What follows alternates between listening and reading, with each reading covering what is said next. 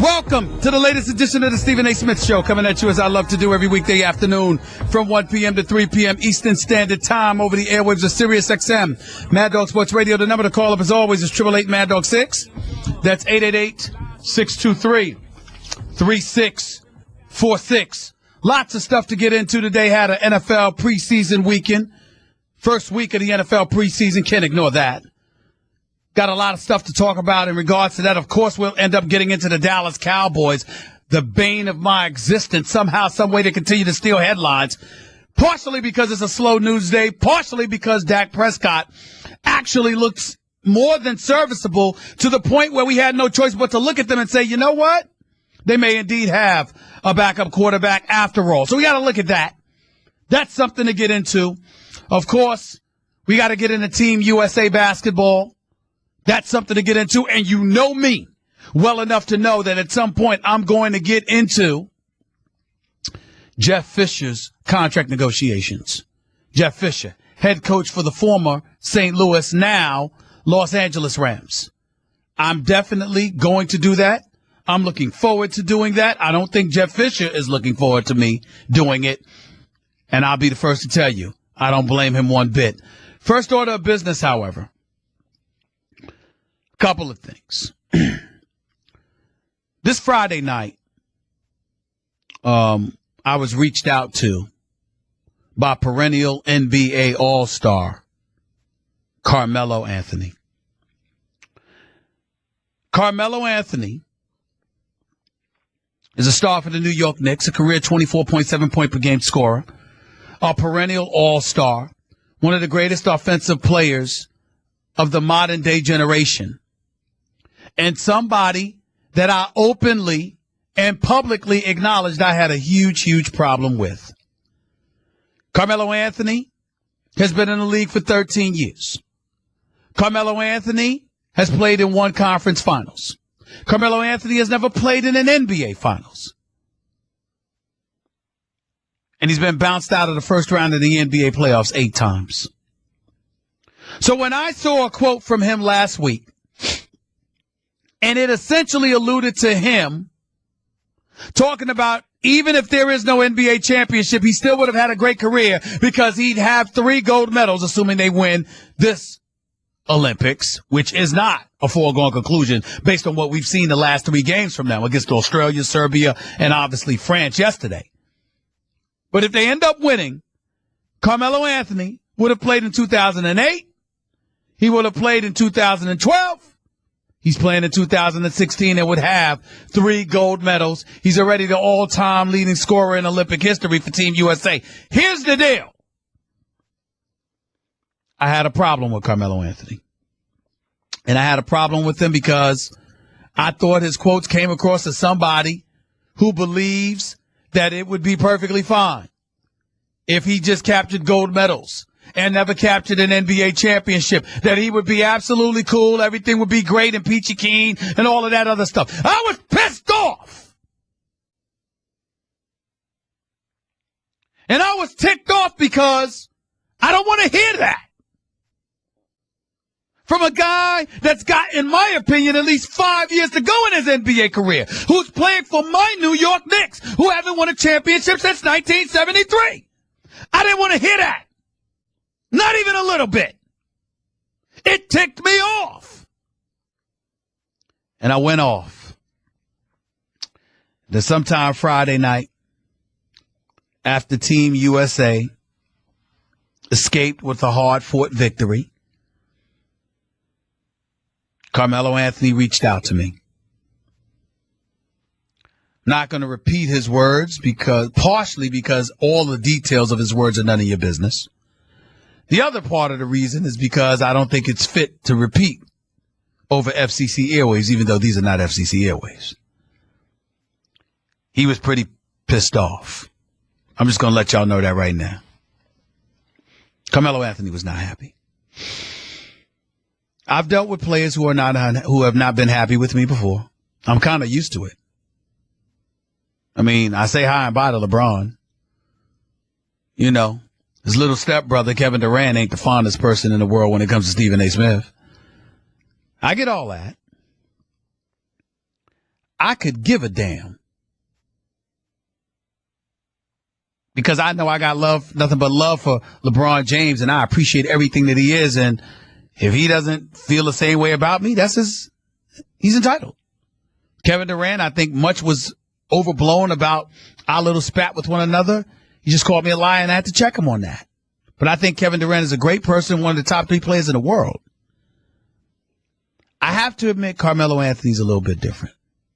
Carmelo Anthony is somebody I've known for over a decade. He's somebody that I consider to be a really, really good brother. I got a lot of love for him. I got a personal relationship with him. And I got to be honest with you, y'all. He was justified in getting on me. I can slice it any way I want to. He got me on this one. Because first order of business is that his quotes were misconstrued. Under no circumstances did he ever mean to come across as somebody that was saying that gold medals is what he's shooting for and that the NBA championship is not a priority.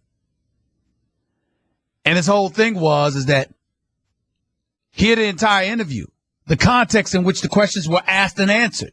And you know that's not what I was saying, not to mention the fact that I still have years to go and I'm still hungry for an NBA championship and I still have unfinished business. He said all of this. I did not know that. And then to make matters worse, where he really got me, ladies and gentlemen, was the ultimate thing that I pride myself on. I never called him. Melo has been in Spain before. He's been in London before. He's been in France before. He's been in other parts of this world before. And I never called him because he was in Rio for the Olympics, and I thought that they were inaccessible, treating the Olympics differently than any other time. Because his biggest problem was, why didn't you call me? And he's right. I was wrong. And I owe Carmelo Anthony an apology. It's just that simple. In this business, when you have the kind of access that I have been blessed and fortunate enough to have with various players in various professional sports, you don't make the mistake or drop the ball of not calling them before you go in, especially like I go in. I usually do that. It's rare in my career where I've ever made the mistake of failing to do so. But because Carmelo Anthony was at the Olympics and he had a game that day and he was in Rio de Janeiro, I'm of the mindset that he's unreachable and inaccessible. I should have called him. He's right about that.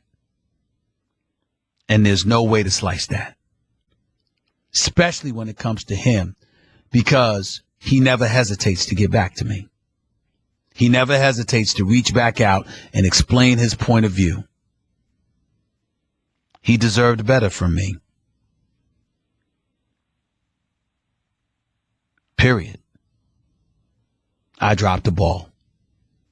That is why I owe him an apology. I'll be damned if I owe anybody an apology for saying prioritize NBA championships when you get paid $122 million a year and you're playing for a franchise that hasn't won an NBA title since 1973. I'll be damned if I owe anybody an apology for that. I'll be damned if I owe anybody an apology if they truly mean that gold medals are more valuable than an NBA championship in this day and age, particularly when you already have 2 on your resume. I'll be damned if I owe anybody an apology for that. But directly and specifically, as it pertains to him, I always called him before. I should have called him Friday. And in this business, it's real easy and it's real popular for people to just say what they have to say and go on about their business and never put themselves in a position to be confronted and corrected by the professional athletes they talk about. I don't live by that credo. I'm the kind of person, any chance I get, I make sure a professional athlete has my number and that they can reach out to me. Because the last thing I want to do is be inaccessible. When I talked about Josh Norman last week, he reached out. When I've talked about Deshaun Jackson or AI or Kobe or Chris Paul or D Wade or somebody in the past, they've reached out. I make sure that if, whether directly or indirectly, every single professional athlete that I potentially have access to, or I'm going to talk about, they have access to me. I'm not hard to reach. I pride myself in that. And I violated my own standard by not reaching out to Melo.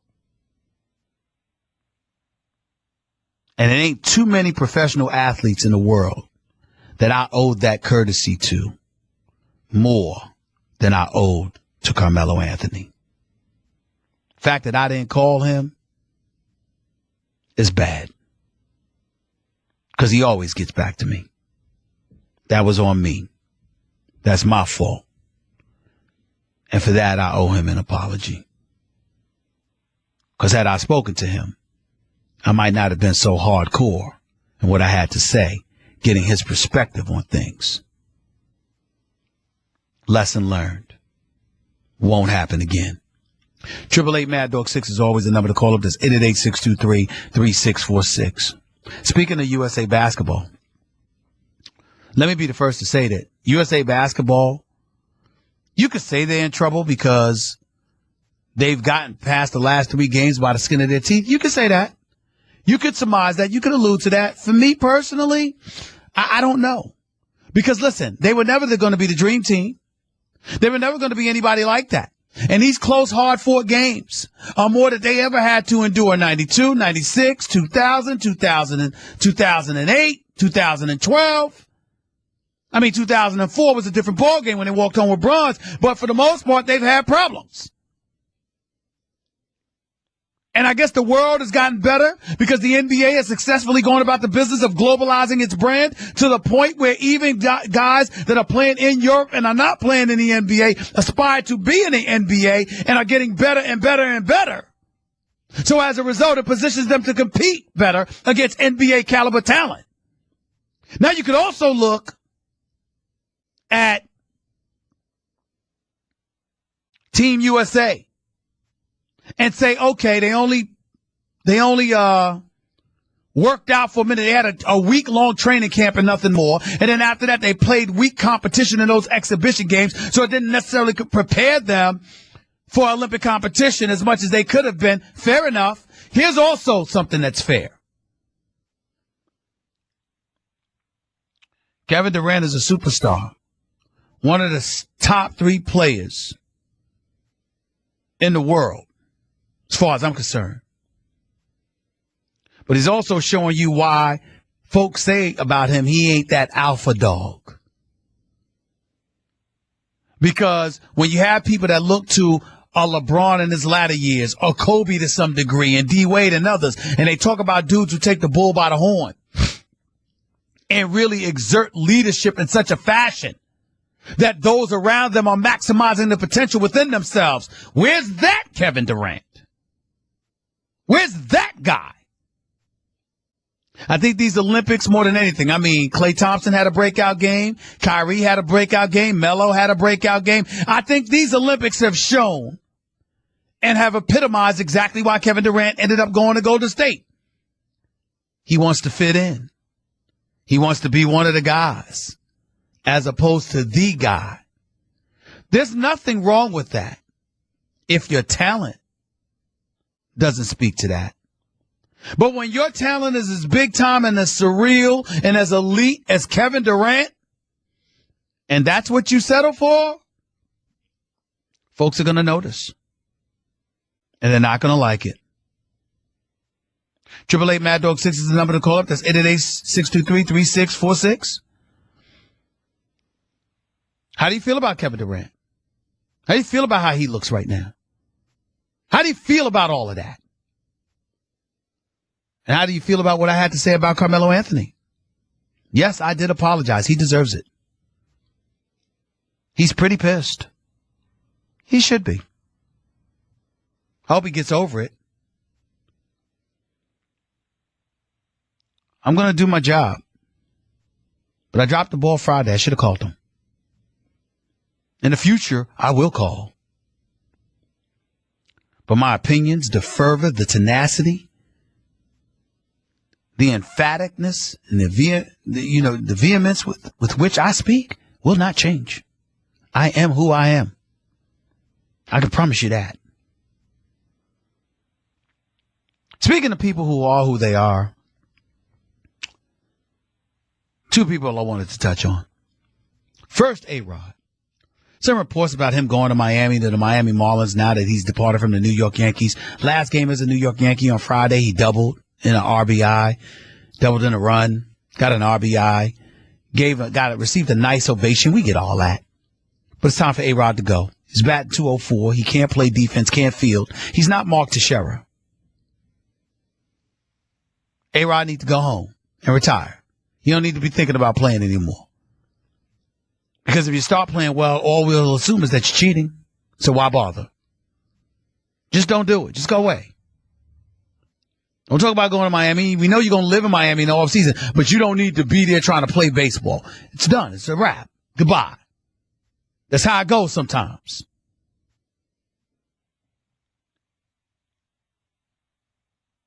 That's my point on A-Rod. And then last but not least, we have to get to the Dallas Cowboys. I want to apologize to all the football lovers out there who don't happen to be Cowboy lovers. My condolences. I swear to you, I don't want to talk about the Dallas Cowboys, but I can't help it because they're always making the news. They steal headlines. They're masters. That's what makes them America's team, I guess, right? We bloviate, full of pomp and circumstance, signifying nothing. That's the Dallas Cowboys. I mean everything that I say when I say that the Dallas Cowboys have the worst fan base in American history. They're as delusional as it gets.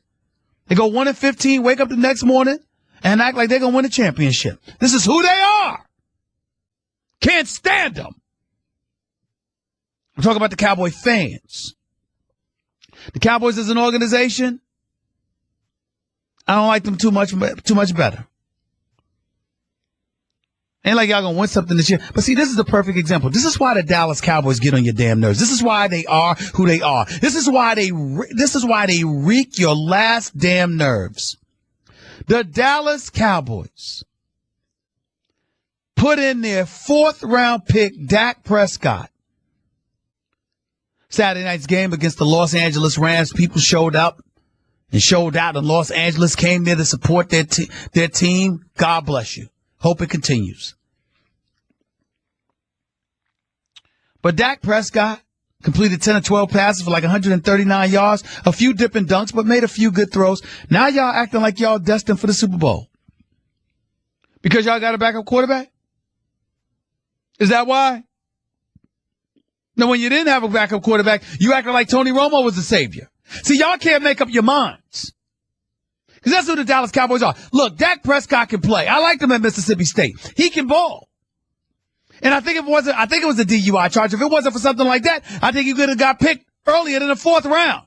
But let's pump the brakes, will ya? Dak Prescott is playing behind Tony Romo. Tony Romo is another sack away from sitting out half the season because he'll probably land on his collarbone that continues to irritate him. And what is Dak Prescott going to be then? You have a rookie quarterback and a rookie running back. What you're going to have is Des Bryant, who will make plays against anybody. But let's pump the brakes a little bit. Can we? Can we? Y'all are something else. You really are. Just get it together, please. Get it together. Dak Prescott is all right, but pump the damn brakes. He all right, but pump the damn brakes. My last item on the docket for now is Jeff Fisher, head coach for the St. Louis Rams, now the Los Angeles Rams. Talking contract extension. I want to apologize to Marvin Lewis. I want to apologize to Lovie Smith. I want to apologize to Rex Ryan, who made news for all the wrong reasons this weekend. I want to apologize even to Jason Garrett himself. Because let me tell y'all something. Hell, I'll go as far as to apologize to Chip Kelly. Because when I read that Jeff Fisher was in contract negotiation talks, you know what I thought about? Don King. promoter extraordinaire in the sport of boxing. Only in America, baby. Only in America. Viva America! Really? 21 years Jeff Fisher has been a head coach in the National Football League. 15 years he has missed the playoffs. 10 years his teams have not reached 500 football. The other 5 years they have, but still missed the playoffs. He has not been to the playoffs since 2008. He has not won a playoff game since 2003. He is 10 losses away from becoming the all-time loser in NFL history amongst coaches. No coach will have lost more games as a head coach in NFL history than Jeff Fisher. Once he loses 10 games, which very well may happen this season. And we're talking contract extension for Jeff Fisher in the National Football League. Let me tell y'all something right now. When you start seeing the stands half empty, and Los Angeles Rams fans ain't coming out to the stadium in droves to watch football, and instead they prefer to be anywhere from Rodeo Drive to Venice Beach to LA Live to Pacific Palisades to Marina Del Rey to Santa Monica or wherever, look no further than these contract talks with Jeff Fisher. You see, here's the beauty of LA. It's such a beautiful city. The weather is so marvelous. The sunshine is so magnetic. There's always more to do. If there is one place that does not have to accept mediocrity, it is the City of Angels, Los Angeles, California. Yet knowing this, Rams ownership is talking a contract extension for this man. I don't even know what to say, y'all. I don't even know what to say. Somebody just tweeted me, talking about Jeff Fisher has a complexion. What is it? Complexion for reflection or whatever the hell he said. I don't know what the hell he said. Doesn't matter. Jeff Fisher. I ain't gonna lie to you. He's got me wishing I was him. I could be mediocre and still have my job. Damn. I didn't know it was like that. 888 Mad Dog 6 is always the number to call up. That's 888-623-3646. You're listening live to the Stephen A. Smith Show, Sirius XM, Mad Dog Sports Radio, Channel 82. Sirius XM presents a special town hall event with Amy Schumer, movie star. It's all sports? I love them. Who's your favorite team? The Orlando Balloons. With another note from a Candlewood Suites hotel guest, Lena from room 963 wrote, "This is our go-to hotel of choice in the area. Actually, it is more than just a hotel to us. We see the same friendly, smiling faces every time we stay in. Everybody is genuinely glad to see us. We feel the same way, so glad you enjoyed it, Lena. We know there's nothing like friendly faces to welcome you home, even when you're not at home. That's why at every Candlewood Suite, you'll find the kind of folks you'd like to come home to, because we do it like you'd do it. If you're ready for all the basics you'd expect, plus a genuine staff always willing to help, book your next stay with Candlewood Suites. Find out more at candlewoodssuites.com. Candlewood Suites, true, genuine people. 888 Mad Dog 6 is always the number to call up. That's 888-623-3646. To the phones we go at 888 Mad Dog 6. That's 888-623-3646. Let's go to Dak Prescott. You're live. Let's go to Stan in Florida. You're live with Stephen A. on Mad Dog. What's up, Stan?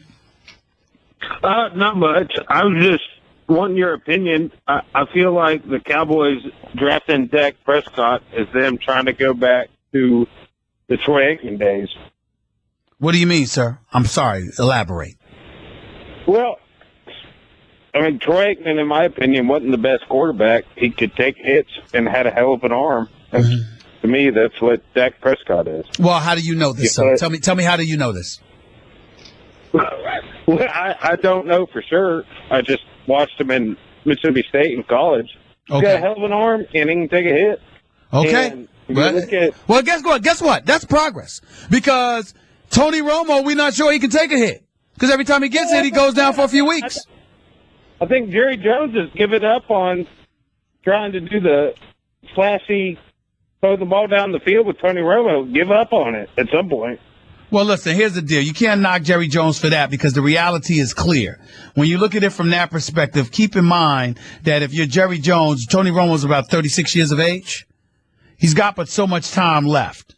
So you got to look at it from that standpoint, and you can't judge him harshly about that. That's the reality of the business that the Dallas Cowboys are in. It's the National Football League. He should have been had a backup quarterback. Should be looking for one. That's true. He's got the O-line and the running back now and the receiver. Well, he had the running back in the offensive line 2 years ago and pulled that apart because he let DeMarco Murray walk away to Philly. Well, DeMarco Murray could – that offensive line, DeMarco Murray could run for 1,600 yards on any. Well, DeMarco Murray ran for 1,845 yards. He touched the ball 392 times. He caught it an additional 57 times. So overall, he touched the ball 449 times. You tried to run him into the ground, then you didn't want to take care of him, then you sent him away to Philly. And what I'm saying is you could have kept the cohesion intact. They lucky they were in a position to grab Ezekiel Elliott because remember, Tony Romo wasn't supposed to go down last year. Had he not gone down, you would have won more than 3 or 4 games. You wouldn't have been in a position to have the number 4 overall pick, and you wouldn't have a running back. So you actually lucked up. Yeah, I'm just saying, I feel like Jerry Jones needs to admit that he was wrong with Tony Romo. That's all I'm saying. I got you. I appreciate the call, man. Thank you so much. Let's go to Larry in New Jersey. You're live with Stephen A. Amanda. What's up, Larry? 449. Yo, Larry, turn down your radio, bro. You're live on the air. What's up? Goodbye, Larry. BB in Memphis. You're live with Stephen A. on Mad Dog. What's up, man? Stephen A., what's up, man? Before I get started, let me ask you. Did you think Ghost was a goner last night? I thought he was gone. I mean, let me tell you something, BB. This show, Power, on the Stars Network. Do you know I was texting Amari Hardwick right after the show? I mean, this show is off the chain. This show was BB was that not off the chain? I'm not going to tell everybody this stuff, but the show Power on Stars, starring Amari Hardwick, Joseph Sikora as Tommy Egan, 50 Cent as Kanan. Oh, my Lord. Oh, my good. What an episode. That's one of the best episodes I've ever seen. I said, oh, my God. Oh, that was special. Get out of that one. When he closed his eyes and just accepted what was going to happen, hey, he sold me on that. I thought he was going to, man. And you want me to tell you, it was so, and the emotion was so real. You know what, man? And the writers for the show deserve so much credit. You know what made it so real, BB? Okay. Because he turned around and looked at his son. To fight or do anything would have endangered his son. So what you're missing, if you're not really paying attention to it, was his willingness to get done because you got to save your son. Because if you tried to run, you tried to fight or whatever, you weren't going to go back in the car because then your son's there with you. And if you just ran, you left your son. You see what I'm saying? That's right. Oh, my God. Oh, what an episode. What an episode. The this show is great, man. They're great. They're phenomenal. They're phenomenal. Seriously. It's special. But look, the way you apologize to Carmelo Anthony is the reason I listen at you, man. You're genuine about your mistakes, and you come on and you apologize. Hey, man, that's the reason I listen at you. I should have called them. I should have called them, BB. I mean, he's not one of those guys where you text in and he doesn't get back to you. He actually does get back to me. I should have texted him or called him before I went on the air Friday. I really should have. I was wrong. Well, I'm sure he got your message today about that. Oh, yes, he did. Dallas Cowboys, man, they changed my whole outlook of how I view myself as a fan. I was one of those Dallas Cowboy fans that just bled Dallas no matter what. And one day, just literally, I stopped back and sit back and thought, why am I a fan of Dallas? What are they doing for me right now? They're doing everything wrong and everything stupid. And I just stopped being a fan of the Dallas Cowboys. And like you now, they just make me sick sometimes, man. All right, so what's got you sick? I mean, listen, take your time. I don't want to rush you off. You tell me what exactly makes you sick about the Cowboys. Please, inquiring minds want to know. This is a special moment for me. Tell me what this is. Tell me what's going on. Well, man, it actually started just with some of the dumb moves they made. let's go all the way back to DeMarcus Ware. They didn't want to sign DeMarcus Ware. DeMarcus ends up in Denver. Okay, they don't put him on. Now let's fast forward a little bit. Let's get to the playoff game where they played Green Bay and you had a hobbled Aaron Rodgers. If we would have had DeMarcus Ware in that game, Dallas goes on further to the playoffs. So they make a mistake by getting rid of talent that they needed. You come on DeMarco Murray, he carries the team the whole year. And you can't find a way to sign this guy. But you, Tony Romo signed, Whitney signed. I don't understand it. And once again, like you said, they're always in the media, and they're always doing the dumbest things I've ever seen. So I'm just frustrated. I was frustrated with them, and, hey, ex-Cowboys. So what you're basically telling me is that your Cowboys are idiots. That's right. Okay. We'll go with that. We'll go with that. I'm not going to knock you for that. I appreciate the call, man. Thank you so much. Lou in New Jersey, you're live with Stephen A. on Mad Dog. What's up, Lou? How are you? Stephen, I'm great, and been a long-time fan of yours. I think you're just absolutely terrific. I love the way you took that show on in the morning and just turned it around after you got a new co-host. Yes, sir. And your comments about Carmelo Anthony were outstanding. I've been a lifelong Giant Knicks fan, and suffered through the bad years. But I give Carmelo a lot of credit, even though he's making a lot of money there. He still has the heart to stay in New York, stay with that team, and hopefully they can build something around him. No one deserves more to get in the playoffs than he does. I think he's just incredible. I think they really need to do something good to build a team around him. Well, he's got to do more. He's got to do more, Lou, and he's got to continue to hold Phil Jackson accountable. But the point of the matter is that my relationship goes back with him too long, and I have too much access to him to have gone on the air Friday, going off about his quote, because it really ticked me off as a Knicks fan to hear him sound like a gold medal would be enough, and it really got to me. But like he said, not only do you know me, you have access to me. I want to know why you didn't call me. You always call me. What was different this time? And I said to him he was in Rio at the Olympics, and I didn't think he was accessible.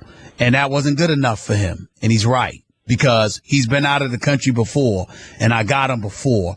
There's no defense for it. I should have called him. I was wrong. Incredible. And I got to tell you this. I've been listening to sports talk radio for at least 25 years. And this is the first time I've ever called up on sports talk radio, because I really think you're great. I love your honesty, your personality. It's terrific. And quietly, I think the Giants are building a little team that no one's talking about too much, but I think we're going to do something. Well, here's the problem. Here's the problem. I appreciate your comments for me. Thank you. Secondly, as it pertains to the Giants, this kid, Sterling Shepard, he's got a lot of promise, but he's a rookie. Odell Beckham Jr. is a superstar in the making. This Victor Cruz groin injury really disturbs me, and the Giants' lack of a running game disturbs me. How many years do you have to go by without making sure that Eli Manning has a running game? How hard can that be? Absolutely correct. There's no question about it, and I am very concerned about this Victor Cruz situation. I don't have a good feeling about it, I'm starting to wonder about Victor Cruz's career. It's gotten to that point. Yes. The knee injury, the calf injury. It's getting to the point where this is football, man. You're going to get hit. You're being hurt without getting hit. Well, what does the future look like when you do get hit? I'm growing very concerned. Yes, right on. Absolutely. So, the development of some other wide receivers is going to be critical. I think they got to really look at it like Victor Cruz is just, not to expect a whole lot from Victor Cruz right now. So I think we're really going to need some other wide receivers. But I just have a lot of confidence in the coaches that are there right now. So we'll see what happens. I got you. I appreciate the call, man. Thank you so much. Let's go to Michael in Denver. You're live with Stephen A. on Mad Dog. What's up, Michael? Stephen A. Talk to me, man. Hey, man, I want to talk RG3. Sure. Who once called him box office on First Take. Why is all the scrutiny with this man? The man can play. Well. Let's pump the brakes. First of all, the scrutiny about him, I've been on the record saying on a personal level, he doesn't deserve that. He ain't on drugs, he ain't on alcohol, he ain't smoking the weed, he ain't getting in trouble with the law and on any level. It's wrong to treat him that way. But he brought attention to himself in terms of focusing on his brand more so than he was focusing on his game. It didn't work out in Washington, and now he's in Cleveland, and he's going to be scrutinized. You just can't escape it. Yeah, correct. But the man can play, Stephen. You know that. Wait.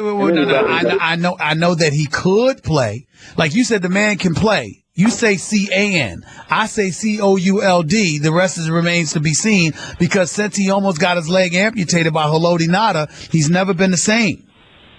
That's the problem. Yeah, right. But, injuries don't determine your ability to play. Well, yes, it does. No. Injuries don't determine the ability you once had to play. But injury does determine your ability to play now. Because if you can't play now, even though it's due to injury, the fact is you can't get it done. Do you think Hugh can get him right? You know what my problem is with Hugh and the Cleveland Browns? What is I don't think they're very good. I think your line is questionable. We got to rely on Josh Gordon because we don't know how reliable and available he's going to be. We hope he will, but we don't know. Barnridge, we don't know what he's going to be able to do. Duke Johnson, we like him, but you're still not sure. And the bigger problem that they have is with their defense. And RG3 was getting hit his first game. He's getting hit. These are problems, man. These are problems. I think he's going to bounce back, man. I hope you're right. But that sounds like emotion and wishful thinking to me instead of something you know. So call back and we'll see. We'll see. Hey, I'm DC Mike. All right, man. On Twitter, man. All right, bro. Back at you. All right, bro. Appreciate it. 888 Mad Dog 6 is always the number to call up. This 888-623-3646. More of your phone calls with Stephen A. in a minute. This Thursday, August 18th, I appear for the second time as the character Brick on General Hospital. Okay? I'm telling you this right now. I love me some General Hospital. That's a soap opera. But when you talk about drama, that episode of Power last night on the Stars Network is one of the greatest episodes of drama I have ever seen in all my years of watching television. It is must-see television. Go on the Stars Network. Go on demand. If your TiVo didn't go home and watch it tonight, I might watch that episode about 10 times this week before next week's episode comes on. I'm trying to tell y'all, that episode was so serious. Oh, my goodness. I just finished texting 50 Cent. I just got back and forth. 50 Cent said it only gets better from here, Stephen A. It only gets better from here, bro. We amping it up. Amari Hardwick, he's traveling from L.A. He was talking about, yo, man, you got it's Stephen A. I'm trying to tell you, it's serious. Look, y'all, I'm trying to tell y'all. That episode of Power last night on the Stars Network may be the greatest episode of drama in television I've ever seen. Oh, my God. It was special. Now, I'm looking forward to being on General Hospital this Thursday. I mean, I'm appearing on General Hospital this Thursday, and y'all got me talking about Power. You know this had to be good if I'm talking about it like that. Oh, my God. Oh, it was serious. It was serious. Back to the phones we go at 888 Mad Dog 6. It's 888-623-3646. Let's go to Ben in Delaware. You're live at Stephen A. I'm Mad Dog. Ben, talk to me. Hey, Stephen Smith. Glad to be on. Glad to have you. What's up? Kevin Durant, I think you're too hard on him, man. He got to get a couple championships under his belt. Then after that, he'll be able to move on and do something different. But you're a little bit too hard on him, man. Hold on. Take your time. Tell me why you think I'm too hard on him. You saying he's an alpha dog. and alpha dog sit and go join other people who got similar talents like him. But if he was there with Westbrook all that time and they can't get over the hump, you got to move on. Sir, I never said that. I never said he was wrong for going to similar talent than him. I said he was wrong for going to the opponent who beat him. I never have a problem with him going. Had he gone to San Antonio with LaMarcus and Kawhi, I wouldn't have cared. Had he gone to Cleveland with LeBron, I wouldn't have cared. Had he gone to Miami with D. Wade and Hassan Whiteside before D. Wade left, I wouldn't have cared. Had he went to New York with Melo, I wouldn't have cared. I had an issue, and I will always have an issue with anybody who is on a title contender, who is deemed a superstar in his own right, who leaves to go to the team who beats him. That's my issue. Nothing more. But now he could go. He could take them over the top. Now they lost last year. Now time out. Do you think they would have lost if Draymond Green didn't get suspended for Game 5? And then after that, Andrew Bogut got hurt in Game 5? When they were up 3-1. Right. When they were so let's not act like they lost last year. Now Kevin Durant's gonna come save the day. No, that's not it. Because everybody and their mother looks at them like, look, it would have been a different series if they had all their horses. Remember, Draymond Green gets suspended for Game 5. Andrew Bogut gets hurt in Game 5, which means he can't play Game 6 and 7. And Andre Iguodala got hurt in Game 6. Let's not forget that. Okay. But let's not give Kevin Durant credit for going to Golden State like he's the savior. They don't need a savior. They just needed their guys not to get hurt and get suspended. Yeah, but that's part of the game. People get hurt. No, I agree with that. I know that it's a part of the game. I'm just saying, I'm just making the point. He's no savior to them. LeBron was a savior to Miami. He's no savior to them. They don't need Kevin Durant to get back to the NBA Finals. You're right. All right, bro. He's just still being a little bit too hard, but you're right about that. Yeah, and you know I'm right about it. Go talk to the fellas. Tell them what I said. I guarantee you they'll agree with me before they agree with you, Ben. You go ahead and call me back. Let's go to Deborah in Philadelphia. You're live with Stephen A. Amando. Deborah, good afternoon. How are you? All right. How you doing, Stephen A? I'm great. Thank you for calling, Deb. What's going on? I am a great fan of yours. Thank you so much. I appreciate the love. And today I'm really impressed because it takes a real person to apologize when they know they're wrong. It doesn't make you a weak man. To me, it makes you a stronger man to admit that. Well, you gotta, that's what manhood is all about, first of all. And secondly, it was very important to me to publicly apologize because I publicly criticized them. Now, if I privately criticized them, I wouldn't have publicly apologized. But if you're gonna take a position publicly and you reverse it, at least to some degree, then you need to do that publicly as well. Yes, I agree with you wholeheartedly. I was calling to talk about the Olympics team, but I just want your intake on my Philadelphia Eagles. Do you see us doing anything positive? No. Making the playoffs or doing something this year, Stephen A? No, not this year. You can get at the quarterback. That's true. But you got a rookie quarterback who everybody wants to be inserted, which means you have no faith in Sam Bradford. Your running game with Ryan Matthews, you got to hope he's going to stay healthy. Your number one receiver is Jordan Matthews. Aguilar and all of those other guys, you don't know what they're going to do. Defensively, as it pertains to your secondary and beyond, is a question mark. And then you got Lane Johnson that literally is about to get suspended for 10 games because of PED use or substance abuse of the NFL policy, and he's blaming their own players association. You got problems. You ain't overcoming it. I think you're going to be in the cellar. I could be wrong because it's the NFC East, but I suspect you're going to be in the cellar. I do not believe that you're going to overcome this season. Well, the only thing I can wish for is that we beat Dallas twice this year. Okay. That's possible. It's always possible to beat Dallas, Deborah. It's always possible to beat Dallas. Thanks, Stephen A. I appreciate it. Mustafa in Vancouver, you're live with Stephen A. Go ahead, man. Hey there, man. I hope you had a good weekend. I'm happy for you for General Hospital. Thank you. I'll be watching on Thursday. Okay, thank you. I just want to quickly touch on the Olympics. I know I don't have much time. The games are much closer than they should be, man. They're much more closer than they should be. They're not playing as a team. There's no movement on offense. And when they set a screen, the big men are not rolling hard enough. Their defense, it's just a matter of effort. These guys are extremely talented, more talented than any other team in the world. DeMarcus Cousins has to stop falling for fakes by these European big men, and as they have to start running some sets. Coach K has to start running sets for these guys. Otherwise, the games will get closer and closer. How about them defending the pick and roll? Because they haven't done it yet. They haven't done it yet, man, and that's a problem. You know, I've been coaching young big men for many years, and it's tough. Like DeAndre Jordan, I know he doesn't have any post moves, but he's a force down low defensively. But they're not rolling hard enough. And there was one play where a European big man did a Hakeem Olajuwon dream shake on Cousins.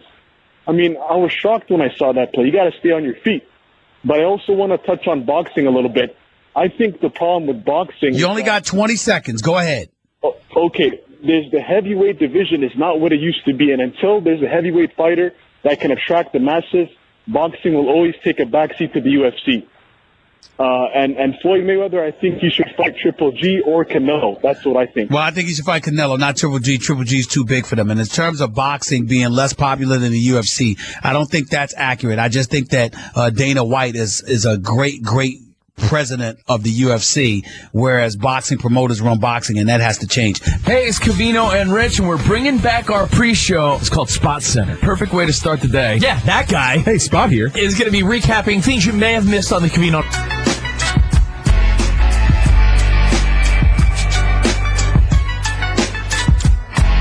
Hour number 2 of the Stephen A. Smith Show, here with you until the top of the 3 o'clock hour when I pass it off to the namesake for the channel, Christopher Mad Dog Russo, right here on Sirius XM, Mad Dog Sports Radio. 888 Mad Dog 6 is always the number to call up.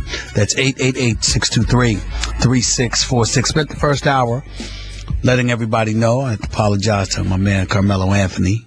Should have called him before I went off Friday. My position is still maintained for him or anybody else who thinks the gold medal replaces an NBA championship, but he said that's not exactly what he said, and more importantly, I should have called him to get his take on the position before I went off like that, which I usually do, so he's right about that. My apologies to him. Number 2, I talked about Dak Prescott and the Dallas Cowboys. That's self-explanatory. Everybody wants to act like he's the second coming. So be it. We know better. Thirdly, the Jeff Fisher situation. I can't emphasize enough about Jeff Fisher. I don't understand why this man's a head coach in the National Football League. I got a problem with it. I got a problem with the fact that you could coach in the NFL for 21 years. That 15 years you can miss the playoffs. That 5 of those 15 years you go 8-8, and the other 10 you don't even go 500. I got a problem with that. I got a problem with the fact that you're 10 losses away from eclipsing Dan Reeves as the all-time losingest coach in NFL history. And you're in the midst of talks of a contract extension. I mean, these are the kind of things that's going to cost Rams ownership something. Because in the city of Los Angeles, this ain't St. Louis.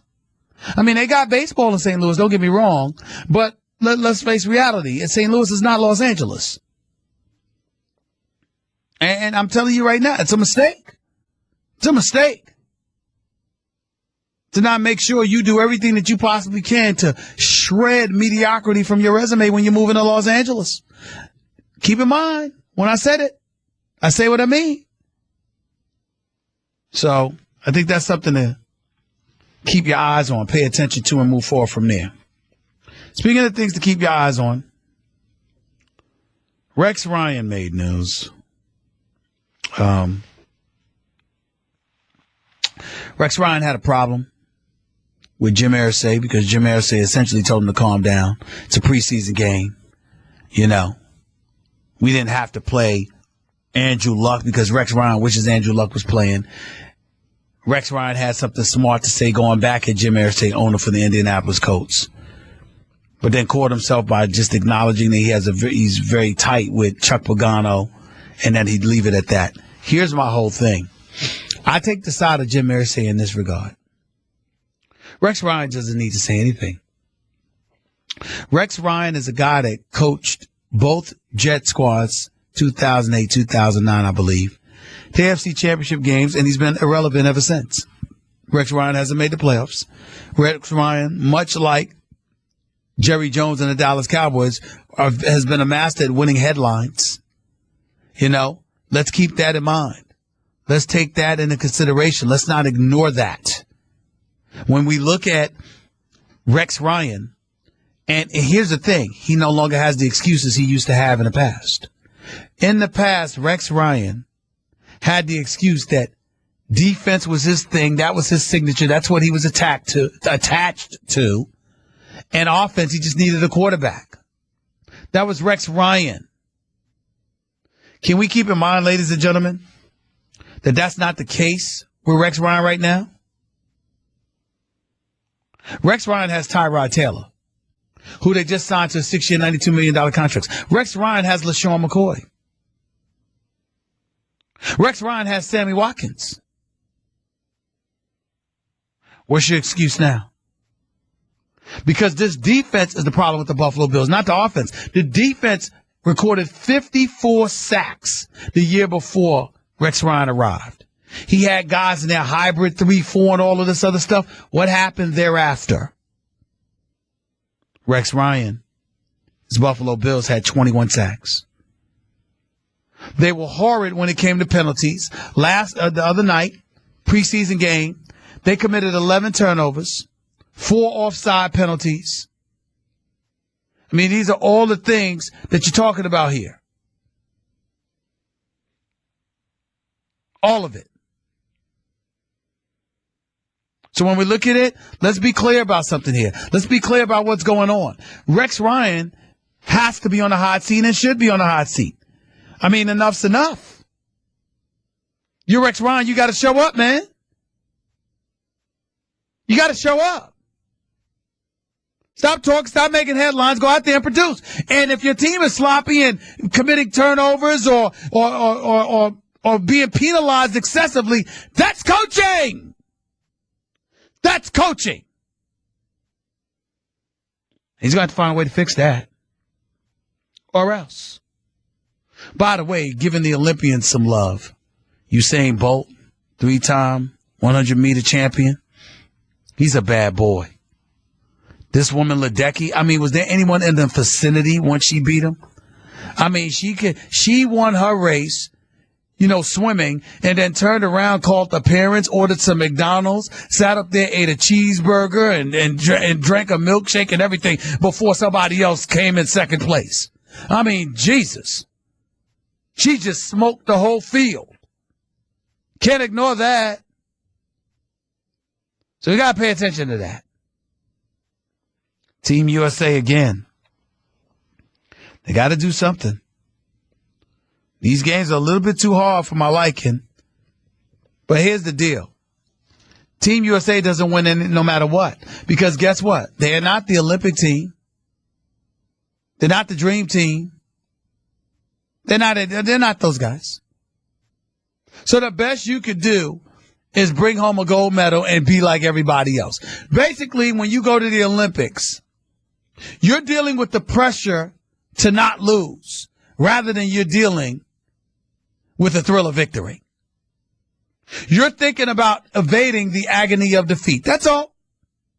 There's nothing else that's special about participating in the Olympics if you're USA basketball. There's nothing special about it. That is the way that it is.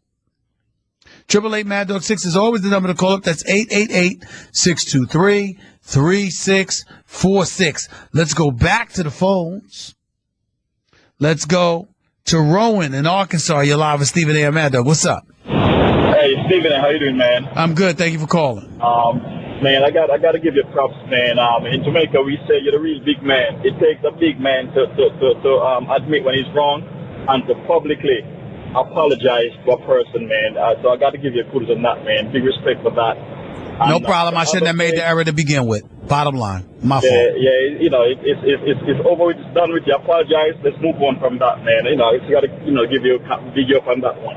The other point is, I think, man, this is my opinion. Usain Bolt is the best at his craft. It is respective sport. I think Usain Bolt is the best. Big. Well, I think we all know that.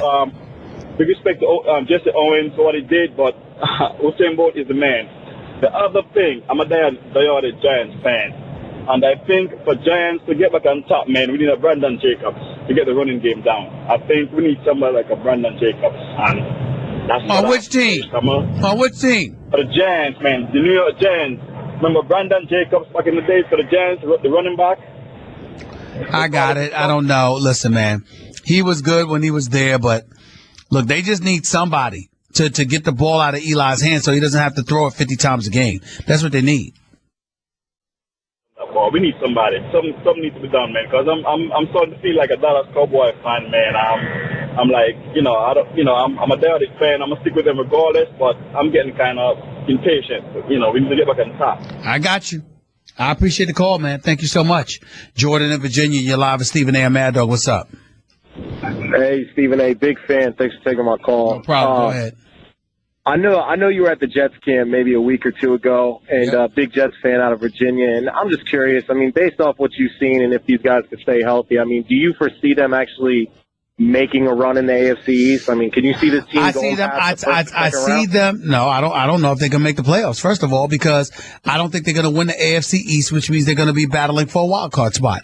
And if they're going to be battling with the wild card spot, I predict they're going to have to fight at least two teams in the AFC North in either Baltimore, Cincinnati, or Pittsburgh, two of those teams. And they're going to have to battle at least one of the teams in the West, which to me is going to be Denver or Oakland. Because I see Kansas City likely winning the West. I see Houston likely winning the South, even though Andrew Luck could possibly turn things around, but I don't believe in Indianapolis's defense. I see all three teams in the AFC North battling for a wild card spot with Cleveland on the out. And I think that New England Patriots own the AFC East and nothing's going to change there. Gotcha. That's just the way I see it. So I'm wondering what the Jets are going to do. It's hard to fit, but you do have Fitzpatrick back. You've got Matt Forte in the backfield. You've got, a Brandon Marshall and an Eric Decker, and Jay Samara, who was out all last year, is back this year. So sometimes a better defense is an improved offense. That the Jets should be improved in that regard. And then defensively, they just need to get at the quarterback. And I think if they do that, they'll be fine. Awesome. Well, thanks for the call, man. Thank like you, I said, I'm just holding on to hope. So appreciate it, man. Thank you. Let's go to Corey in Texas. You're live with Stephen A. and Mad Dog. Corey, talk to me. Good afternoon, Stephen A. I gave you a call Friday talking about Carmelo Anthony, and after hearing what you said that you spoke with him, I gotta say that he does have heart. I mean, he has more heart to me than Kevin Durant, because he actually stayed in New York when he could have left this last time. So you apologize. It's time for me to hop on the bandwagon. I got to too, because I came off across a little hard, but I also didn't hear the whole. None of us did. I still did it because there was nothing out there. All they had out there was the quotes. I looked for it everywhere. But I spoke to him directly, and he told me specifically what he said, and got on me because I hadn't called him first. And he's right about that. I should have called him. Okay. And another thing, man, you got me wanting to watch Power now, man, because everybody that I know of. Bro, let me tell you something right now. Okay? One day this week or weekend when you have time, all right? If you haven't watched it, listen, I would tell you got to go back from the beginning and watch it to know the characters and know what's going on. But if you've just missed this season, you need to watch all 5 episodes for this season thus far. Listen, last night's episode of Power on the Stars Network, it might be the greatest episode of drama I've seen in primetime television ever. It was that serious. It was like that. And you're talking to a soap opera fan that loves General Hospital, who I will be on there this Thursday. But I am telling you, if you get a chance to watch Power on the Stars Network from last night, go on demand and watch it. I promise you won't regret it. Oh, it was special. It was special. Ooh, it was special. Piper in Houston, you're live with Stephen A. and Mad Dog. What's up? Hey, what's happening? Talk to me. Hey, I got first on piggyback on that Power episode. It was cold, but my question was, what do you think about the Raiders? I'm a lifetime Raiders fan from LA, and I heard you say that the Chiefs may take that division. You don't think the Raiders can pull it off? No. I think their personnel is not ready. I think Derek Carr is developing, right? Amari Cooper's a stud. Khalil Mack is the real deal. But they need other parts around them. And I'm not sold on them. I'm not sold. I'm not sure it's going to happen. They got too much to overcome as of yet. I think they're continuing to improve. I think they're continuing to climb. I'm just not sure about them, man. Okay. Sure. Last question. As a personnel, what do you think about Reese, our fullback, playing tight end? Don't you think he should be a good fit at tight end? I haven't seen him at tight end. It remains to be seen. I'm not sure yet. I'm looking at some of the. Listen, I love the fact that Bruce Irvin is on your team now. I love that. Osemele from Baltimore, Sean Smith from Kansas City. That's a big time pickup. No question about it. And I got that. I understand it. And things can happen. I'm just not sold on it yet, bro. I'm just not sold on it yet. We'll see what happens. Thanks a lot, bro. Appreciate it. 888 Mad Dog 6 is always the number to call up. This 888-623-3646. Your phone calls and more in a minute. Up next with Stephen A. on Mad Dog. Bringing up the Raiders. I mean, when you consider last year what they were able to do, I mean, they inched towards respectability. Nobody can deny that. And San Diego, I think that this whole Joey Bosa situation is just not a good look for them, in my opinion. Oakland was 7-9 last year. I think picking up Smith, Osemele, and Bruce Irvin, I think goes a long way for them. Right now, I think when you look at the fact that they went, listen, the Raiders went from last in total offense to 24th, from 31st in scoring to 17th, from 26th in passing to 16th, and from last in rushing to 28th. There's nothing, look, 28th in rushing, 24th in total offense. It's nothing to write home about per se, but they're moving in a forward direction. They really, really are. And I look at it from that perspective, and I look at a guy like Amari Cooper, who's an exceptional route runner, and what he can do. And I think about Khalil Mack, who is the Mack. He is a superstar. Wasn't he the first player in NFL history last year to be named All-Pro at two positions? I think that's accurate. Outside linebacker and defensive end, he was an All-Pro at both positions. That's special. Mack's a superstar, man. After having 4 sacks as a rookie, he had 15 last year. Finished second in the NFL behind just J.J. Watt. The brother's a stud. He's a run stuffer. And now he's an edge rusher. He took his game to another level. I mean, I read all of this stuff. This is what they say about Khalil Mack, and it's all true. But he needs more help. If Osemele and Smith can give it to him with Bruce Irvin, look out. Raiders could be there. Raiders might knock on the door. Raiders might get 9 or 10 wins, but I'm not sure. I got to see it to believe it. I just do. 888 Mad Dog 6 is always the number to call up. This 888-623-3646. David in Dallas, you're live with Stephen A. What's up? David, what's up? Hey, I wanted to talk about the Dallas Cowboys. Hold on. First of all, roll up your window, turn down your radio, and know when you on live so we don't hear all your business. Now go ahead. All right. Sorry about that, Steven. Hey, big fan, by the way. But I wanted to talk to you about Dak Prescott and the Dallas Cowboys. I know that's a hot topic of discussion right now. Yep. And I'm not one of those fans that's overreacting about it. I mean, it's just a preseason game. Everyone needs to settle down a little bit. Thank you. Good Lord, somebody said that. Go ahead. But I mean, if Romo goes down for 3 or 4 games, which are probably inevitable, he'll probably miss 3 or 4 games. I think we all kind of expect that. Do you think Dak Prescott could hold it together?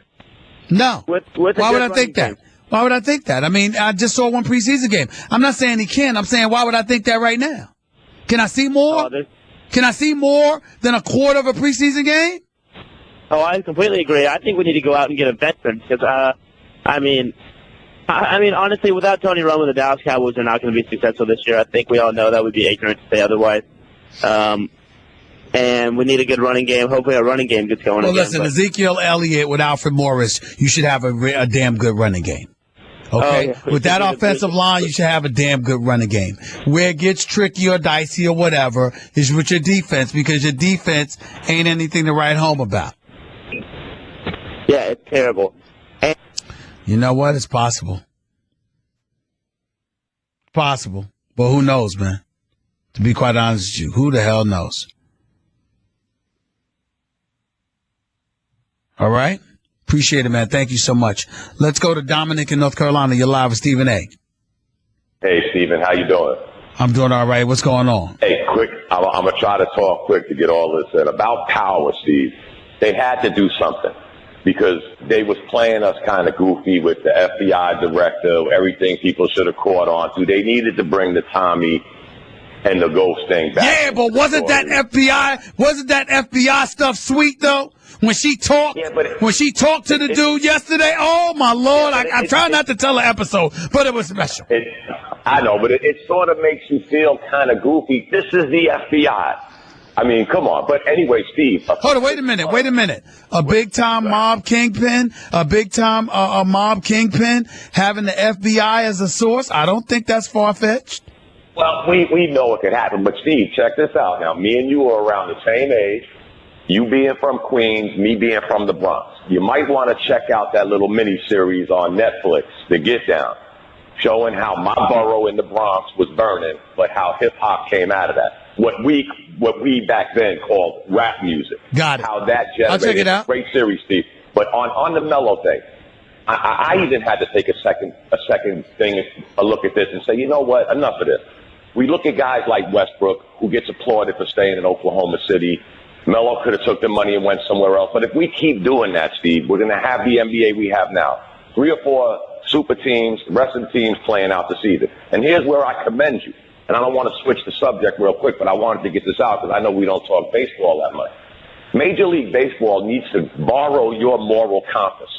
When they talk about the A-Rods and the steroids and everything, I hope before I pass away, I hear Major League Baseball, whose moral compass can't get them to the door, and I'm a baseball fan. I can't wait till the day they finally say, Steve, that we had a nickel in this dime.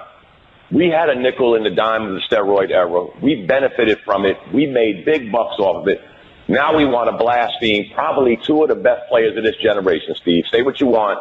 A-Rod and Barry Bonds could be on the outside looking in because baseball took that approach. They stood on the outside, didn't want to look in, and now we got this whole big steroid thing that's going to determine who goes to the Hall of Fame, who don't. But baseball's moral compass led everybody down this road, Steve. So at the end of the day, all I want one day before I go is for Major League Baseball to say, we had a nickel in this dime. We need to move forward. End the discussion. And let's just put it where it's at, Steve. Barry Bonds and A-Rod are probably the 2 best players of this generation. I'm pretty sure. Well, listen, let me say this here. Stop. I agree with you, Dominique, about that. Put it behind us. Baseball definitely had their hands dirty in it as well. They were enablers to some degree, and we all know this. The flip side to it, however, is this. There's a difference between Barry Bonds and A-Rod. Barry Bonds didn't sue baseball and then sue the Players Association and try to sue the team doctors and all of this other stuff. A-Rod took it to another level, man. Let's call that what it is. There's a difference. I don't think they should be mentioned in the same breath because of that alone. But you do understand what I'm saying, Steve, yes, about let's just take A-Rod out the subject. How we're gonna deprive, and I'm not a Roger Clemens fan, we're gonna deprive Roger. Well, Roger, but stop right there. Roger Clemens deserved what he's getting. Why? Because nobody was bothering Roger Clemens. And his dumb behind wagged his finger at everybody and dared Congress to subpoena him. They left him alone. And he gonna dare him to invite him up to Capitol Hill. Knowing that his damn wife was looking like she was on steroids on the cover of Sports Illustrated with more muscles than most of us. Come on, man. Well, but before you go, man. Before you go, again, I know you're a Queens native. Please Somehow, some way, go to Netflix. The great thing about Netflix is you can binge watch. I know. I've been to Netflix before, man. Stop promoting them over the air. What, you got an account with them or something? You making money off of them? I watch House of Cards every chance I get. What's your problem? Not at all, Steve. I'm just a little military retiree. Listen, man. I watch Netflix. You ain't got to tell me how to use Netflix. The reason I'm talking about the show, Steve, because it brings back when I was. Well, I said I watch it though, but you telling people how to go watch it, how to click on it. You know what you gonna do? Tell us how to use our credit cards for it next? Chill out. No, it's very affordable. All right, very affordable. Take it easy, bro. Thank you, Steve. No problem. Jason in Charlotte, you're live with Stephen A. What's up? What's my brother? What's up? Talk to me.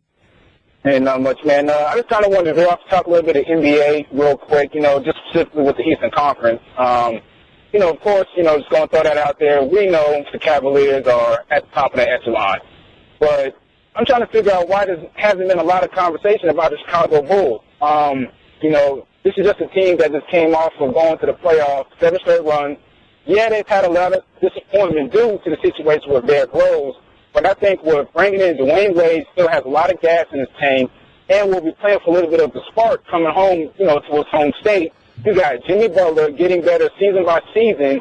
You have a lot of young studs on the team, like Bobby Portis. You still got Nico Mirotic. You still got Start right there. A couple of things. Are you a basketball fan? Of course. You from Chicago? No, I'm actually from Florida. Excuse me? I said, no, I'm actually from Florida. You're from Florida, but you're a Chicago Bulls fan? Yes, sir. So that explains it, because you do understand you sound like you got a complete emotional investment. I understand they got Dwayne Wade and Rajon Rondo and Jimmy Butler. Do you realize you called up on a national television show to brag about the Chicago Bulls having Portis? But look, though. But look. And I'm saying, I just want to know, do you realize that? Yeah, but if you look at Chicago's record versus the Eastern Conference, against the top-tier teams like Boston and the Raptors, they beat them in those series. And my man. You brought up names like McDermott and Mirotic and Portis. Now, all I'm saying to you is that Chicago couldn't make the playoffs. But at the same time, do you really think about Chicago being in a contender's position? You know better. You have to know better. You have to know better. As far as for a championship, but as far as the next team below Cleveland that could actually give them a shot, you look at Boston. Honestly, outside of Isaiah Thomas, who's on the team is really going to do it? I don't see it. I don't see it. I don't think y'all have the coaching. I don't think y'all have the personnel yet. And I just don't see it. I think that Wade with Butler and Rondo could possibly make things happen, but I'm not so sure about that. I don't agree with you there. I'll have to wait and see. I can't argue definitively because Wade, Butler, and Rondo can do some things for you within the Eastern Conference. But when you bring up those other names, other than Taj Gibson, I'm not sold. I'm just not sold. I know it's early, to really give these predictions, but, just looking at the Eastern Conference and the teams that have somewhat of an okay roster, outside of Boston, the Raptors are very shaky, even though they made the Eastern Conference. Other than that, you got the Pacers that made a lot of upgrades. But outside of that, who really can? Well, I think Toronto, Boston, New York, and potentially Indiana are all better than Chicago, and I think Detroit might end up giving them a run for their money itself. I don't see Chicago as being that formidable. But in your defense, Jason, I'll tell you who disagrees with me emphatically. Dwayne Wade. He and I spoke too. Dwayne Wade, look, man, you've been wrong before, damn it. You're going to apologize to me too. That's what he said. He believes in the Chicago Bulls. I don't. And look, I'll make this last point. Going down the stretch, heading to the playoffs last season, Jimmy Butler missed 15 games due to injury. In that stretch, they went like 5-10, 5-15. So they were a top 4 team in the Eastern Conference easily. We're better with injury with Joakim Noah. You had Dunleavy out almost. Let me stop right there. First of all, I don't need an NBA lesson from you. That's number one. Secondly, I've given you far enough time for the Chicago Bulls. The Chicago Bulls don't deserve more than a couple of minutes of my time on this show unless D. Wade or Jimmy Butler or Rondo came on for an interview. Other than that, they don't deserve the time on the show. They're not worthy. Chicago's an average team. And you need to get with that program and figure that out before you call me back. 888 Mad Dog 6 is the number to call up. It's 888-623-3646. We'll continue talking about some NBA, Team USA basketball, Durant, Melo, Dak Prescott and the Cowboys, or anything NFL related that you want to talk about, plus more. You're listening to Stephen A. on Sirius XM, Mad Dog Sports Radio. More in a minute. Mad Dog Sports Radio. Some ESPN report that came out just the other day, and it was talking about X factors in the AFC East. You know, with Buffalo, Charles Clay, tight end, 51 receptions in 2015, at least pass catching skills of consistent defense on the defensive side of the ball. Ronald Darby's a young lockdown corner, and he teams up with Stephen Gilmore to give Rex Ryan two guys who can play on an island, and that gives them a lot of freedom in its blitz packages. That's fair. You know where they lose me? When they go to Miami and they talk about how Mario Williams is an X factor.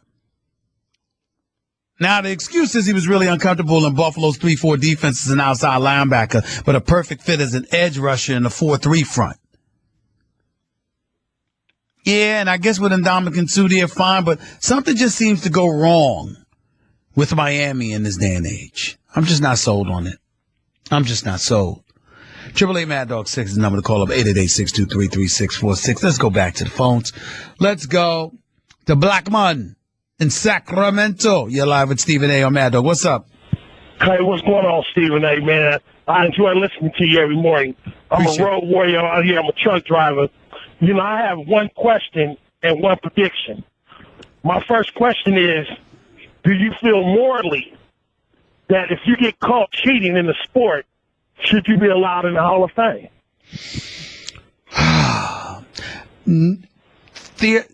Literally, theoretically, no. The problem is that back when A-Rod was doing it, we were told everybody was doing it. We were also told that they had a list. The Mitchell report that came out in 2009 revealed that in 2003, 103 names were on that list. How come 103 names don't have 600-plus home runs? Okay. It's a struggle for me. It's a struggle for me. Now, by me being a Raiders fan, you said, how can anybody bring up the Raiders? I have a prediction we're going to be in the top 10. The Rams? No, the Raiders.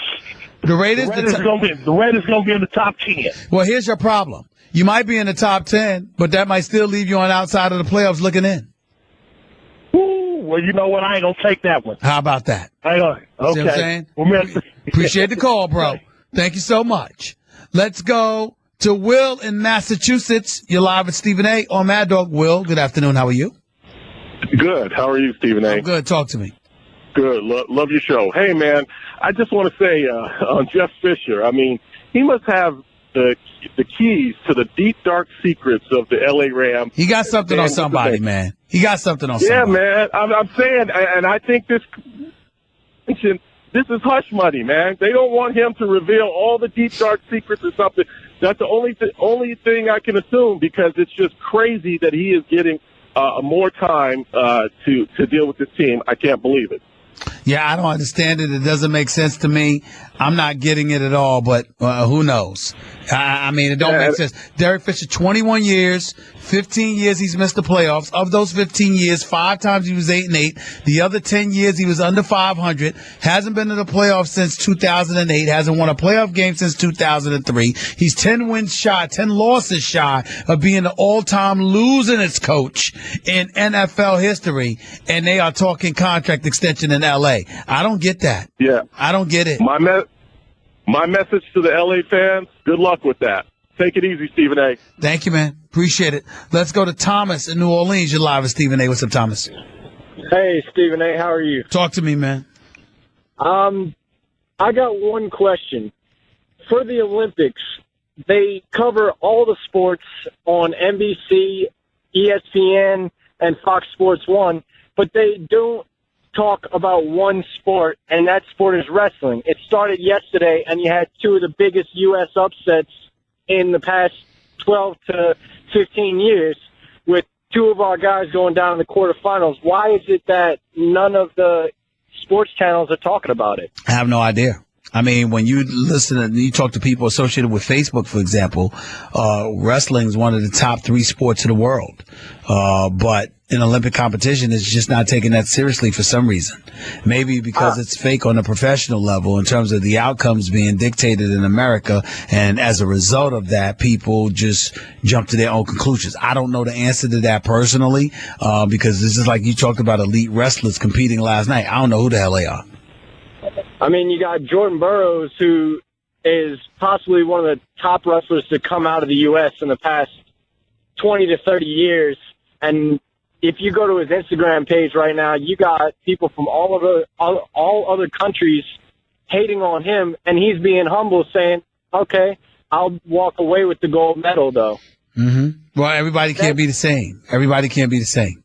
Like, for example, the girl Lily King, she won gold. But it didn't stop her from calling out cheaters. And some people would say, did she have to do that? Okay. And other people would say she's absolutely right for doing it. The point is, she did what she felt was right and what she felt her soul could live with. I feel like it's kind of discrimination that the sport doesn't get the coverage that all the others do. You're probably right. And I don't know what to do about it because the IOC is as corrupt as they get.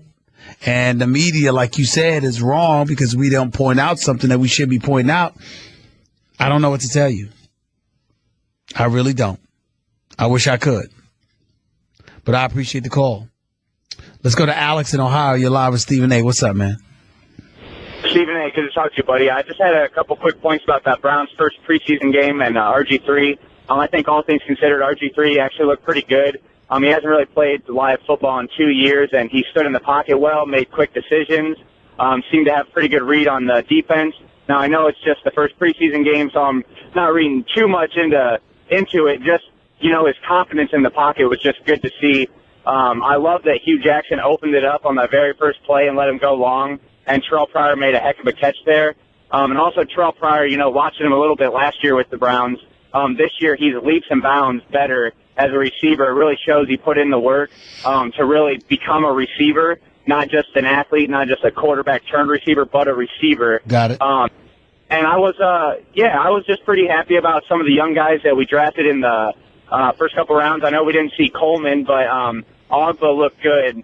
Nassib out of Penn State really showed that nose for the football. Same with Scooby Wright. So I know we're definitely not, going to tear the league up or be a playoff team, but for a long time, haven't had any hope as a Browns fan. And now with Hugh Jackson, and like I said, RG3 Podesta, Sashi Brown, RG3, Josh Gordon coming back, healthy and ready to go, no problems thus far.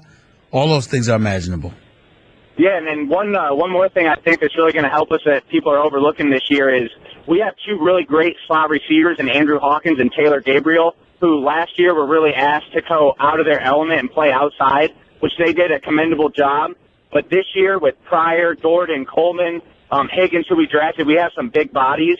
I think moving Hawkins and Gabriel back to the slot, we're really going to see a little bit of a better offense than most people expect out of the Browns. So thanks for taking the call, Stephen A. Appreciate it, man. But you got to fix that defense. I'll tell you that much. Let's go to Ben in New York City. You're live with Stephen A. What's up, Big Ben? What's up, Stephen A? I'm a diehard Knicks fan. I want to know what you think about Porzingis and how he's going to improve this season. I personally think that they're going to be mainly running the offense through him, split with Melo, but maybe a bit more Porzingis athlete. I want to know what you think on that.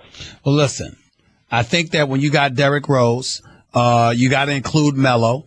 Because now that you've got a point guard who's a significant upgrade compared to what Calderon brought to you, you got to utilize that to Melo's advantage. He's the one that you're giving $122 million to.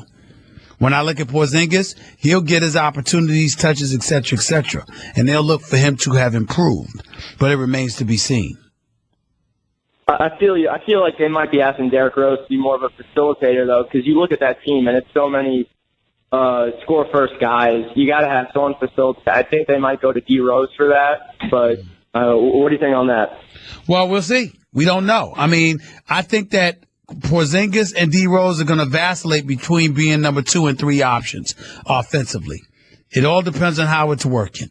You go from there. I still think the Knicks are going to end up winning about 45 games and making the playoffs. All right? Thanks a lot. Appreciate the call. 888 Mad Dog 6 is always the number to call up. That's 888-623-3 because I'm about to give you some very important advice on how to get all those great things in your life, that you and your family need. From a credit card to a new car or house. I'm talking about those 3 little numbers called your credit score. Because that credit score is the first thing lenders look at when deciding your credit fate. You need to call creditrepair.com for a free confidential credit evaluation with an experienced credit advisor who can go over your credit challenges with you right over the phone and then give you a personalized game plan to help get you started back on track to get credit. I know creditrepair.com works because on average, past members have seen a 40-point average increase in their credit scores in the first 4 months alone. There's no obligation, so stop putting your financial future on hold and call for your free credit evaluation, including a free credit report and score. Unlike other companies, that just gives you a free credit score. CreditRepair.com can actually work to help you fix it. So call 1-800-596-0711. That's 800-596-0711. Again, that's 800-596-0711. Back to the phones we go before we get on out of here and pass it off to the namesake for the channel, Christopher Mad Dog Russo, right here on Mad Dog Sports Radio, Sirius XM, Channel 82. Luciano in Texas, you're live with Stephen A. What's up? Hey, Stephen A., big fan. Just real quick, want to say about the Cowboys, I'm real tired about these fans talking about trying to trade for a veteran backup. If Romo goes down, season's over. Let's just see what we have in this young Dak Prescott. All right. We'll see. Appreciate it. Let's go to Jonathan in Long Island. You're live with Stephen A. on Mad Dog. What's up, Jonathan? Hey, how you doing? I'm calling regards to the Jets. So I saw the training camp interview that you had with them. I know Brandon Marshall's always picking up quarterbacks and stuff, but with Brandon Marshall being as confident as he is, even though Revis is more confident, the whole Jets team is a lot more confident. I think that's one of the important, like Melo. He shows that he's not confident with his team, and I think that's why he's as lazy as he is. So with the whole Jets team being as confident as I feel that they are, and they feel that they actually all have something together with all those players, I feel because of that they will be better. We'll see. I'm not sure about the Jets right now. I think they'll be battling for a playoff spot, but they could be on the outside looking in despite another 10-win season. I do think they'll win at least 9 games, though. Let's go to Aaron in California. You're live with Stephen A. on Mad Dog. What's up, Aaron? Hey, how you doing? I'm good. Talk to me. I'm a Chicago Bears, Bulls, and Seattle Mariners fan, and I've never seen any of my teams win the championship before. Who do you think I'll see win a title first? Which team is this again? Chicago Bears, Chicago Bulls, and Seattle Mariners. Well, if you didn't see the Chicago Bulls win the championship, that's just because you're young and wet behind the ears. You know, I mean, you won 6 in the 90s, okay? It's only 2016. It's only 2016. How old are you, 18? I'm 23. Well, how the hell did you not see the Chicago Bulls win a championship? 23 years ago is 1993. That was the first of three-peats. You were alive to see a second three-peat. How did you not see it? Where the hell were you? I was too young. I was like, what, 7? You still were there. You're still alive and kicking. Let me tell you something. The Knicks haven't won a title since I was 5 years old in 1973. I remember. How the hell you can't remember at age 7? I just wasn't a Bulls fan, wasn't a basketball fan at that point. Oh, really? You weren't a basketball fan at that point. So that means, you just have this just a fad that you just like them. They're what the hell? You like the color of their uniforms? You like the bull on the uniform? You like the pregame ceremonies when they're introducing the players and stuff like that? It touches you? Is that what it is? What is it that has you being a Bulls fan? My dad's from Chicago. Okay. That's the only reason. Well, you got to hold on to it, man. You got 6 titles. And, 3 of them since you were born. So I got to get news for you. Nobody's going to feel sympathy for you in that regard. I'm sorry. When I look at the Bulls, I think they're a long way off. I think the Cubs can find a way to win the World Series this year. I think that can happen. But I think you're a long way away from it with the Bulls, and you're a long way away from it with the Bears. Because you have Jay Cutler as your quarterback. So you know that ain't happening. You know that, right? Yeah, I know. I mean, Jay Cutler ain't winning anything for you. Just get over that. If they win, they'll win in spite of him, not because of him. Appreciate the call. Let's go to Patrick in Detroit. You're live with Stephen A. and Mad Dog. Patrick, what's up? Hey, Stephen, how you doing? I'm good. Talk to me. Listen, I hate I missed that apology for Melo in the first half, but it doesn't surprise me because you always been 100 on the show, and I listened to other callers saying how well that speech was, and it doesn't surprise me. I just want to let you know that I've been watching you and listening to you for some time now. Well, I appreciate that, man. Thank you so much for the love, man. Thank you, and keep it coming. All right. Right. Like also with the Olympic Games, I'm over the road driver, and I get in late and watch the games. And mostly when I get in, it's a women's basketball. And I got to say that the commentator, Swing Cash, she's doing a phenomenal job. Oh, she is phenomenal. She is phenomenal. She got me watching the China against Lithuania and got me completely captivated through the whole game. I'm hoping she can parlay that to where she is more on TV because she really has the knowledge of the game and she is really enjoyable to listen to. Yes, Swing Cash is very gifted. She's very, very gifted. And was a phenomenal basketball player in her own right. She has the credentials to do what she's doing, and she does an outstanding job, and she deserves a lot of credit for it. Thank you for calling up, man. Appreciate it. Jack in San Antonio, you're live with Stephen A. and Mad Dog. Jack, what's up? Hey, what's up, Stephen A.? So I've been watching you quite a bit this summer, and you've been talking pretty loud about my Cowboys. And I want 3 good, straightforward reasons why they can't do what they did 2 years ago. Well, first of all, I think they can do what they did 2 years ago. That's why I picked them to win the NFC East. Okay. I think they're going to win the NFC East. I just don't have a lot of faith in them to maintain consistency and discipline and stay out of their own way. But I think talent-wise, particularly on the offensive side of the ball, they're juggernauts. Okay, well, I know. You Turn down your radio because I'm hearing too many voices. Go ahead. You keep blowing up on First Take though about Cowboys fans saying they're going to the Super Bowl and because y'all are not going to the Super Bowl, number one, and number two. What I was saying is that y'all could be fresh off a 3-13 or a 4-12 season, and y'all will wake up the next morning like y'all gonna win the Super Bowl because y'all have done that for the last 20 years, a vast majority of the last 20 years. That's who y'all are. That's who your makeup is. It's just that simple. You can fight it any way you want to. That's who you are. As a Cowboy fan, you're delusional. So I sincerely hope that you weren't calling up here to get on me about that, because I have 20 years of facts at my disposal. But I'll leave it at that. Mad Dog Russo's up next with his afternoon drive show. This is Stephen A. signing off until 22 hours from now. Don't forget to catch me on First Take tomorrow morning at 10 a.m. to 12 noon. Peace and love. Premier League Soccer is back, and you're home for all the best matches from the